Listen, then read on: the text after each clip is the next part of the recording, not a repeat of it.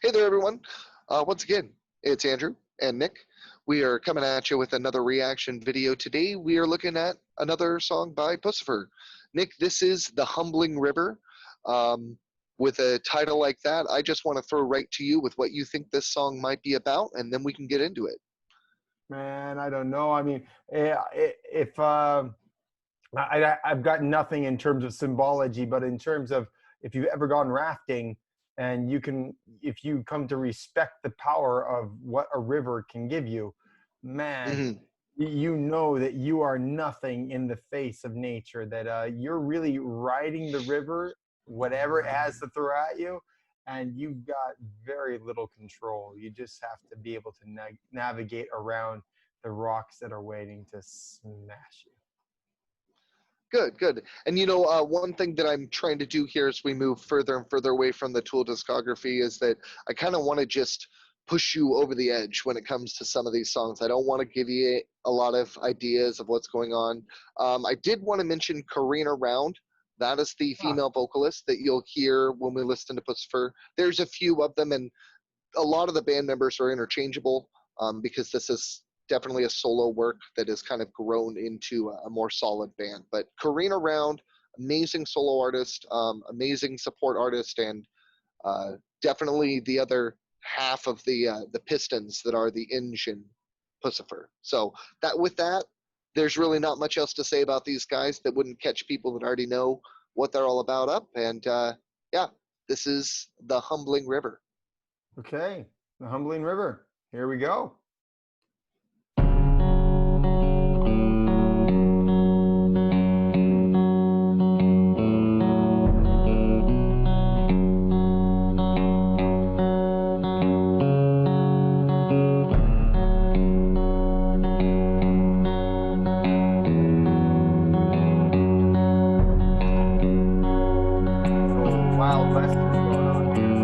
Nature, nurture, heaven and home.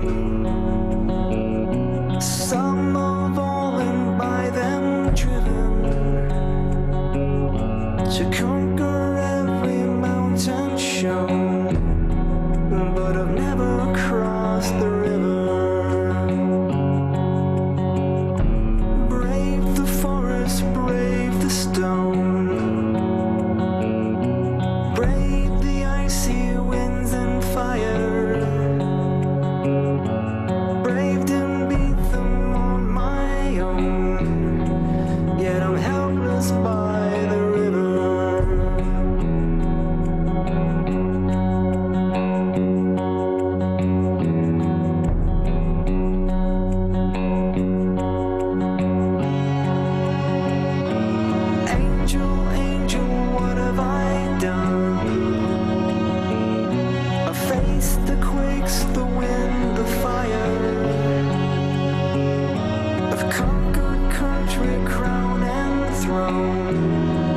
Why can't I cross this river?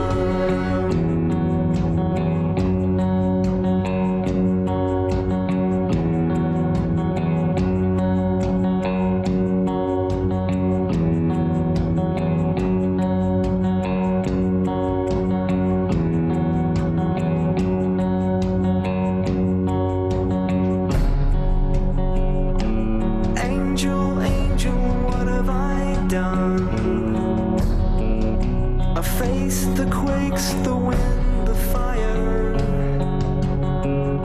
I've conquered country, crown and throne.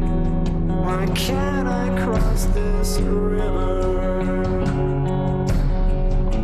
Pay no mind to the battles you've won. It'll take a lot more than rage and muscle.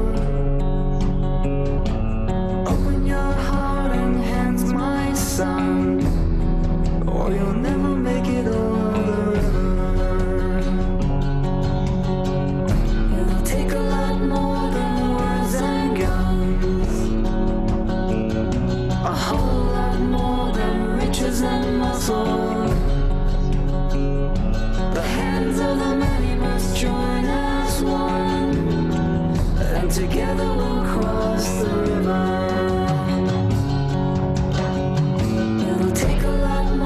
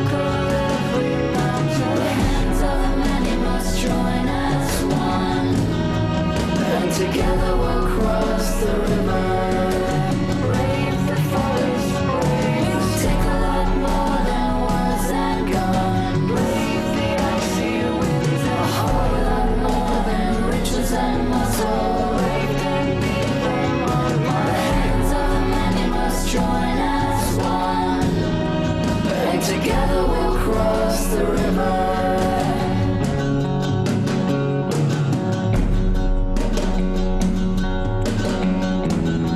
And together we'll cross the river.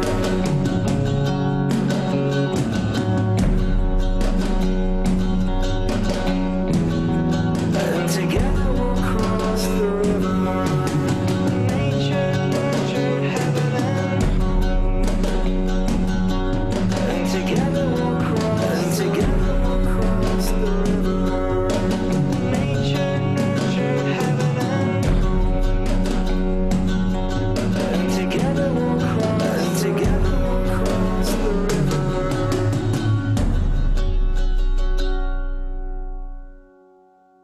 Wow, so cool. Yeah, it's Maynard that you can bring home to the whole family. Well, it's that. Well, and we've talked we've talked about his voice. We've talked about the range of his talent, and we've talked about this idea that we can see him really branching out into other forms of music. And right at the very beginning, is wow, it's very very wild western. Very Yeah, very frontier. frontier kind of vibe to it. It's very cool. I like it a lot. Yeah, and that sound that you hear there. So you mentioned that frontier sound. There's a few songs that are going to lean heavily on that kind of an influence. So we've got some things to look forward to. There's a song Grand Canyon, which aptly named is describing basically being at the edge of a new beginning, or the edge of something so vast that you can't help but feel like you're just yay big. So he definitely pushes into this theme of community, of things greater than you. The river does not care for your accolades. The river does not care, how strong you are. The river What only battles cares about one you thing. won Yeah, before? Yeah, and yeah. that's its flow. Are you together or not? How are you? Yeah. Yeah. It's interesting for me. It reminds me of the crossing of the Jordan, Okay. Yeah. right? So you have Yeah. the nation of Israel that's had to come over 40 years of its own garbage. I mean, if you imagine just imagine you're part of a million of a nation of 1 million people, and you personally witness the 5 plagues of Egypt. The sea opens for you, and you escape from Pharaoh's army, and you cross to the other side. And Pharaoh's army is destroyed. And you get all the way to Mount Sinai, where you see and hear the divine and receive the Torah as one man and one heart. And then you have the audacity to challenge that divinity at every opportunity, to call out your leader who has been assigned by that divinity, to say, why did you take us out of Egypt? We're all going to die here. No, we don't want to go into that land. It's populated by giants and they're going to murder us. We're not going to go. And in the end, the divinity says, fine, you're all going to die, just like you said. You're going to die in this wilderness. And 40 years later, your children are going to have the opportunity to cross a body of water again on dry land. Another miracle happens at the Jordan River. The Hebrews are not seafaring people. They're desert dwellers. They are dry land people. And there is this miracle where the Jordan River flows straight up in the air long enough for the entire nation to cross over the Jordan. Right? And they had to do it as one man with one heart, just the same way that they received Torah. They had to be one body, one group together, right? And it didn't matter how many of the battles they fought and everything else that happened. They couldn't even do it with their great leader who died on the other side of the Jordan. He wasn't ever allowed to go into the land, right? And so here's the promised land. You've made it all the way. The name of your nation is Israel Yashar Kel, straight to the Creator, straight to God, right? And all of what happened before doesn't matter. unless you do this together. Hmm. There were even two tribes that wanted to take their inheritance on the east side of the Jordan, and it was a big deal. They were told, believe it was the tribe of Reuben and Manasseh, and I'm spacing the other one at the moment, but these people had to promise that they would not go home to their inheritance on the east side of the river until they led the front charge of the army and guaranteed the inheritance of everybody else. Hmm. They So had to they still had to have that collective. they had to cross the Hmm. river together. Otherwise, the miracle couldn't happen. Interesting. That's good perspective. Who knows if that has anything to do with what Mater is on about here, but that's what it reminded me of. Yeah, definitely. I mean, a lot of people probably liken this to the river being death. That last phase. From a Buddhist perspective, it could just simply be referring to reaching nirvana.